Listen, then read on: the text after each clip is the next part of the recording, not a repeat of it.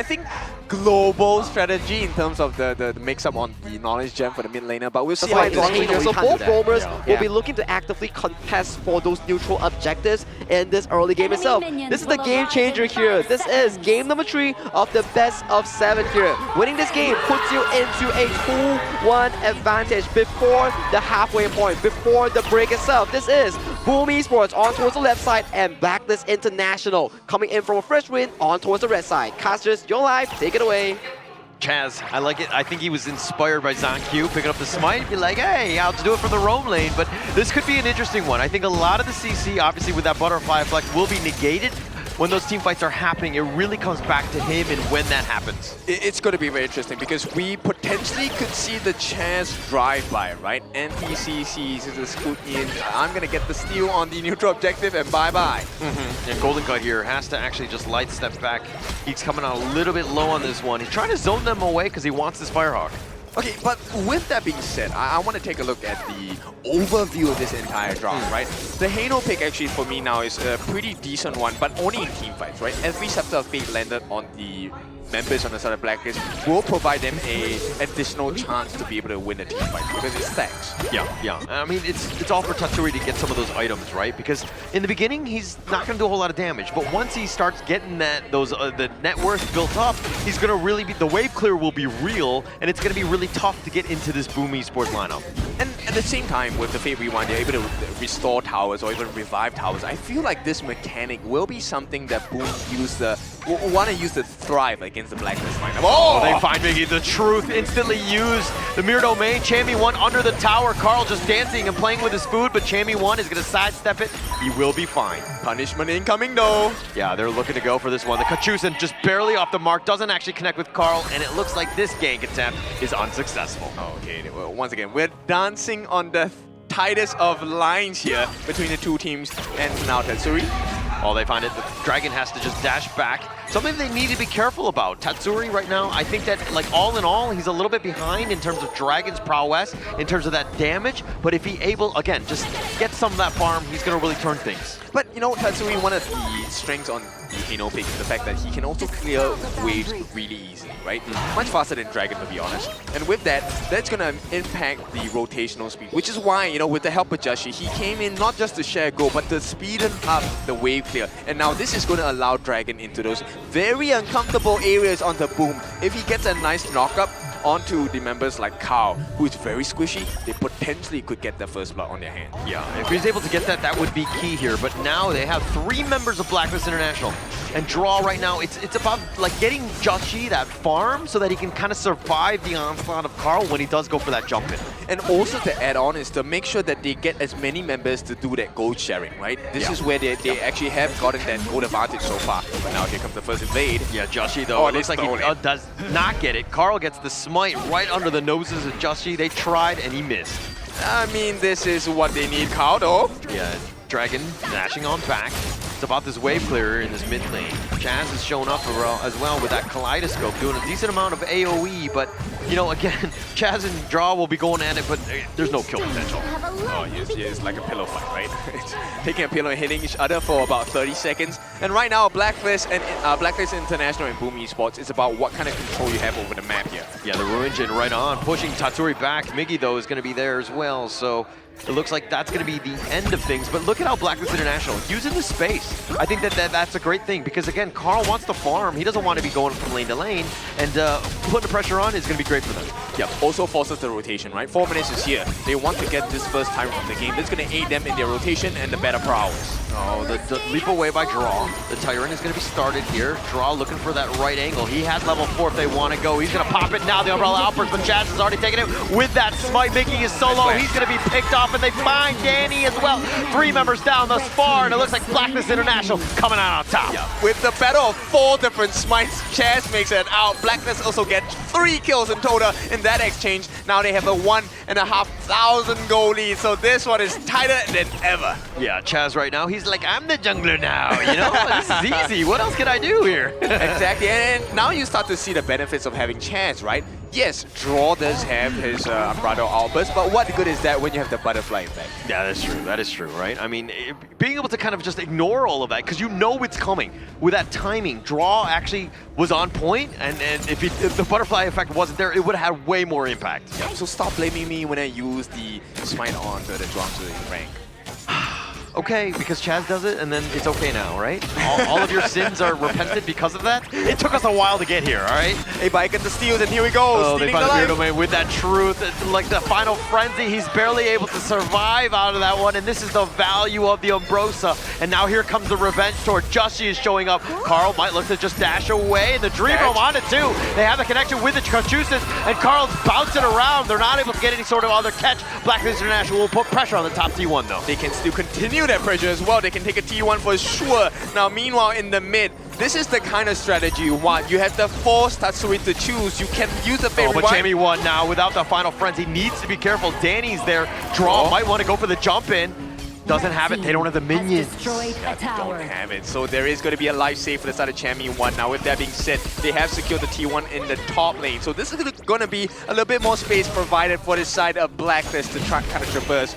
Dragon gets a nice knockup, but he's not going to find a kill, right? Right now, it's about how much information do you have on the Boom members? Do you know where they are? Yeah. Do you know? And also the cooldown timers. I mean, Champion 1's, they know that it's off right now, so that could be another one. But Champion 1's still up in front. They're going to take the bottom T1. They're going to brute force this one. Yeah, and it's so funny because I feel like they are trying to get Tatsuri to come down, get the Fate Rewind, and once he does that, they're going to gank 4-on-1, 5-on-1. Yeah, that'd be a smart play here. At the same time, we haven't seen too much value of Tatsuri's Fate Rewind as of now. Hasn't really been healing, but again, he wants to stay around in the mid lane, ensure that T1 stays up as long as possible. Yeah, for sure. We have seen teams use this to a huge success. Even Twisted Minds has used this strategy, right? Make sure you last the game, drag it all the way to the making. Yeah. Extend it as much as possible. Give Carl a chance in that regard. But Danny in the bottom lane, he's also another win condition. He's about 600 gold behind Golden Kite's Arlie. Not the easiest of matchups for him. Yeah, definitely not. While he does have that protecting wings, he also needs to make sure that he gets that vaulting shots maximum value, which is very hard because I don't think you will ever find Golden Kite as an easy target. Everyone else, you won't be able to take a fight against them. It's so hard. I mean, you need like the stun locks galore for him to be locked down, then you just kind of clean house. And it's more of like your own skills just to keep you alive, just stay in the fight. Because again, if you get focused down, the rest of this team, I mean, Carl's got that damage as well, but the rest of it is kind of lacking in that regard. Yeah, and Chaz has the save card as well, right? NTCC with the butterfly effect. Look, I think Danny is going to have a hard time unless Boom has either a numbers advantage or they have put out Champion 1's ultimate. Yeah, if they're able to find that huge edge coming in those team fights here, but the Crimson completely stolen away by Blacklist International. They pretend like they're going to go in the mid lane, but they actually just go for the bottom, taking away the Crimson. Yeah, numbers advantage, right? And once again, okay, Miki is hiding, they know about this, but this is where the rotation of Blacklist starts to get a little bit scary. Chaz is always in the middle of 4 different members. Butterfly effect available for the save. Yeah, it looks like Carl now on the run. Jushi's there, doesn't have Smite though. This Azure Golem's about to be started. They've been pushing away. They're fighting. The final frenzy used by Chammy 1. He gets on out of this one, but it's all about this Azure Golem. The Fate Rewind is going to be zipping on back. Tatsuri goes for those scepters, does a little bit of damage, but the Leap of Fate might have gone too far. The Umbrella Outburst looking to turn this, and Dragon actually has slow flash away. They find Tatsuri. Chaz is a little bit low, but looks like it'll fly in. The hero that you will. Carl doing in, but he went in too far. He gets picked off by Dragon, and now Miggy's showing up. Does a little bit of work on it. Justy, the Dream Roam. They want to continue on with those shields. Blacklist International coming on top 2-1. Yeah, big win. It's all about Golden Kite. Once again, they're feeding him the space, and he's going in. He gets the weave in and weave out, and now the prize is the potential T1 as well. Miggy does have the ultimate, does have the flash. No value. Oh, he went in way too far. Got caught out. Miggy. Final frenzy on out of this one, but Miggy was just trying to deal with the minion wave, but Blacklist International make him pay. I mean, they push this to the absolute limit, and once again, Blacklist International, they will get their hands on the Tyrant. They have a fighting prowess advantage. They have a 5,000 gold advantage as well. Blacklist doing everything right. Yeah, doing everything right. I mean, this sieging, the way that they've been able to take things, they're like Boomy Sports, one guy gets out of position, they make him pay, and this is why Blck International are enjoying this 5K lead.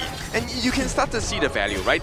Look, the itemization by Chess, he's not even caring about Tatsuri here. He's going for a full physical defense build, already has the potential ominous premonition completed soon.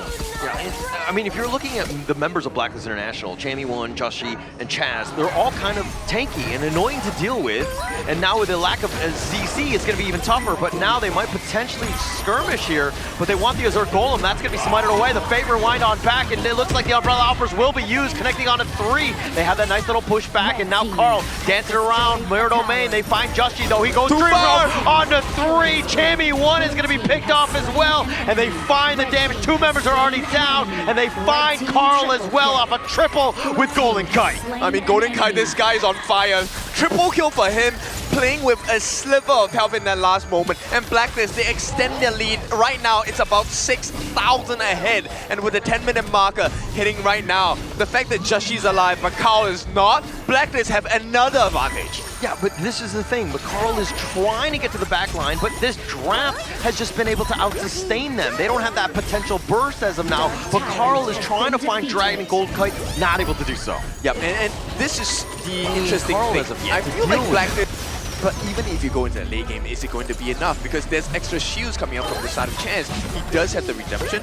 Here we go. Once again, they're poking and prodding, and it's boom, they are taking the shorter end of the stick. Yeah, Miggy has to formless his back. They lose the mid T1. Here's the Dream Roam on to 2, only catching them, but it looks like they're going to be backing off. The minions are now here. Blck International can't get anything else. Yeah, and every single time Tatsuri uses his ultimate, it might spell the end of Boom's dreams for this game number 3. Blck International doing such a good job in this game, right? I mean, even Chammy1 and the Simbrosa, 2-1-4, the amount of impact, the fact that they got him low, but then they're like, oh yeah, crap, Final Frenzy, you know what I mean? And he gets away. It's happened time and time again. Yep, and essentially you're just wasting their resources, right? I think that's the true value of what Blacklist has drafted. It's a burnout resource composition. Yeah, and I mean, he's got a 2-level advantage as well, and Chammy1 is doing more damage, he's out-sustaining. The amount of impact that he's had has been way more than Miggy, so he's gotten the best of him in this game, in this series. Yeah, and once again, 12.5-minute mark Blacklist. They're going to try for the Shadow Overlord this time.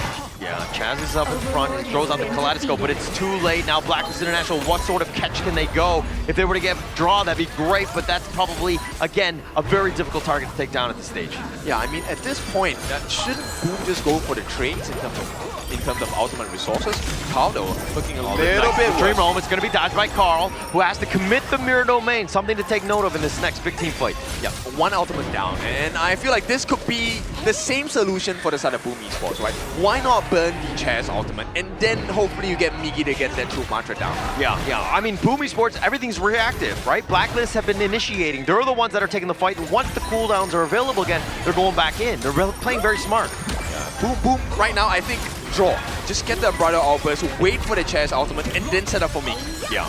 And now this bottom T3 has to be, looks like it's going to be going down. It's about half-life at this point. They've done a lot of damage on this one. They're going to wait for the next Vanguard before they go. Shadow Vanguard is in the top lane, something to take note of. Yeah, Shadow Overlord is also going to be very important right now with this Boom Esports. How much more can they hold on? This is delaying the inevitable. Golden Kai will get that T3 at the bottom. You can be sure of that. Yeah, he's definitely going to be going back on this one. And also at the same time, it's like you're, like Tatsuri, you've got favorite wine, but how much can you do? Now it's Assault. It's going to be taken down from the top T3. Chammy1 is up in front. They turn their attention now to the mid lane. That value of that has no longer been the same. The T3 at the bottom is going to fall. Right now, even if you reset the towers and revive the towers, it is still super minions for the side of Blacklist, which means this mid T3 needs to be protected at the cost of their lives. So smart by Blacklist International. Slow and steady, right? If you burst it down, the favorite wine just kind of resets everything. But, I mean, it's kind of on the back of Golden Kite, who has 12K. He has a massive lead over Danny. Excuse me, 12,000? How long is it? It's 14.5 minutes. This guy is extremely rich, and with that, they will be once again able to open up the rest of the Gorge, which means Shadow Tyrant available for Blacklist. They've already won the team fights. Now with the Tyrants itself and Tyrant buff, I think this is maybe the closing the story for Boom in game number 3. Yeah, I know how you like him, Rich. Sugar Daddy, Sugar Mama, don't matter at this point, but Golden Cut is the guy. He's got so much gold at this point. 50 minutes into this one, I mean, Golden Cut is looking to single-handedly take this one. Yeah, but no sugar babies because we don't want to spend that money.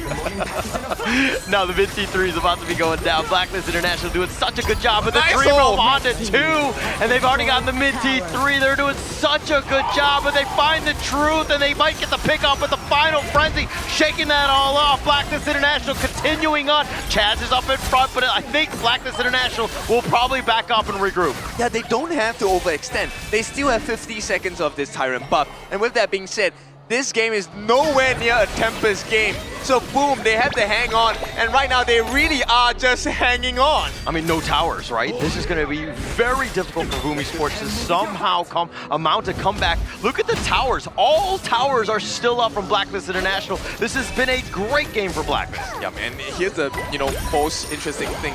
Draw has not even completed the Dawn Light yet. This guy, 6,500 gold, he wants to provide the shields, but it's not enough. It's definitely not enough. I mean, this Zhuangzi pick has been amazing. The Umbrosa has gotten tremendous value as well. And you're kind of thinking, oh, Dragon on the Mai might be falling off. But the rest of them has just done such a great job of ensuring that they get a nice little pick off. And they find Draw in a bad spot. The Dream roam forward. Draw's saving his ult, but now he uses it the wrong way. That might have been a mistake, but Draw will be fine. He does stay alive though.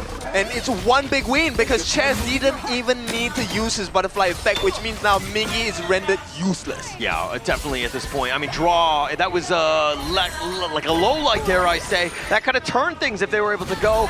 But unfortunately for him, I mean, it's a huge cooldown right now. Oh, but they find him. They get a little bit of pick. Here's Sage's Sanctuary on the Chammy one, who actually flashes away. That's just going to be burnt out.